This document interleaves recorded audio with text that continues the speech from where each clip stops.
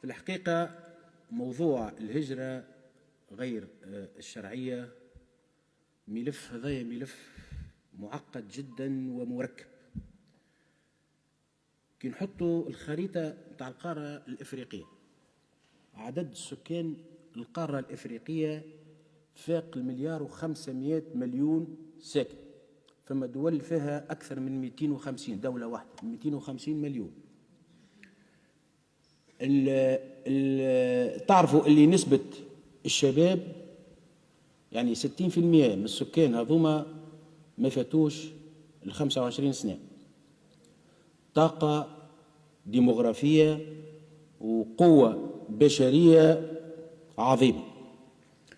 الدول هذه تعيش في برشا مشاكل، نزاعات، صراعات، كلهم يحبوا يخرجوا من بلدانهم يلتحقوا بالفضاء الأوروبي. وكانوا يعتبروا اللي تونس هي منطقة عبور. وراهو الفيتيس تاع الولادات ماشي ويتكاثر، يعني أكثر من 1,500,000,000 قارنوا بتونس هي دولة يعني عندنا تقريبا 12 مليون ساكن.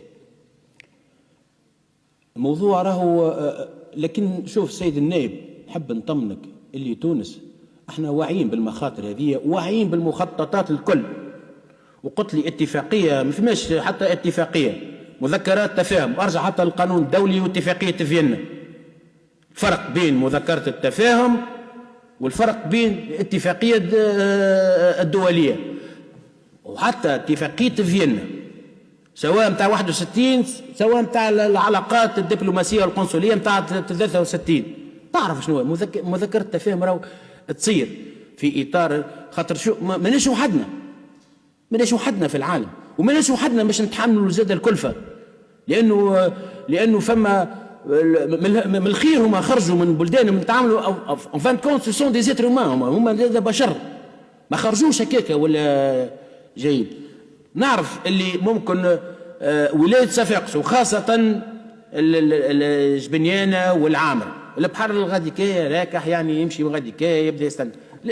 شوف هما توا الحقيقة تبدلت برشا معطيات في العام ونص الاخرانيين، وراني سافرت لبرا وشفت التجارب، ونلقاو اللي ممكن تونس من الدول الوحيدة في العالم اللي نجحت في إدارة الملف هذايا المعقد، برغم راهو الكو البيئي، برغم الكو الصحي، برغم الكو الأمني، لأنه حتى العوانة تعبوا تهراو ماتريال بالواحد، لكن الحمد لله وماشيين في العودة. هما بيدهم ولاو قال لك سيد نحبوا نرجع، جايين يوميا يتقدمون بمطالب اللي يقول لك رجعني لبلادي ما عادش حاجتي.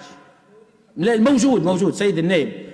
شوف الموضوع أكبر وأعمق من هكا، وراهو حتى التداول في الموضوع هذايا والطريقة راهو يلزمنا نخدموه زاد في حساسية.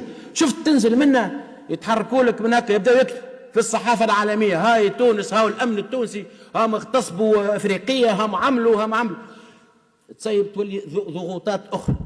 يعني الموضوع راهو مش بالطريقة هذيك، راهو ما تصورش الضغط، والحمد لله احنا نخدموا متحملين الضغط جبال من الضغط والحمد لله. وحتى الأعوان بتاعنا واعيين وفاهمين ويعرفوا كيفاش يخدموا بحرفية وبصنعة وفي إطار احترام القانون والمواثيق الدولية. دونك هذا الملف. وتعرف انت سيد النائب حتى في جهة العامر تم التدخل تقريبا خمسة تدخلات أسبوعية، ونحينا حتى كليكون وحولنا خرجوا خاطر كانوا في وسط البلاد وتعرفوا وين مشاو، وفما قاعدين يرجعوا راهو قاعدين يرجعوا بصفة غريبة ونقص برشا المسألة هذه على سنوات. قارن بالإحصائيات سيد النائب، عندنا إحصائيات راهو قارن بالإحصائيات السابقة راهو كل الملف قلت لك الملف راهو ماهوش بالسهولة ولا باش ندولوه بطريقة كما هكا.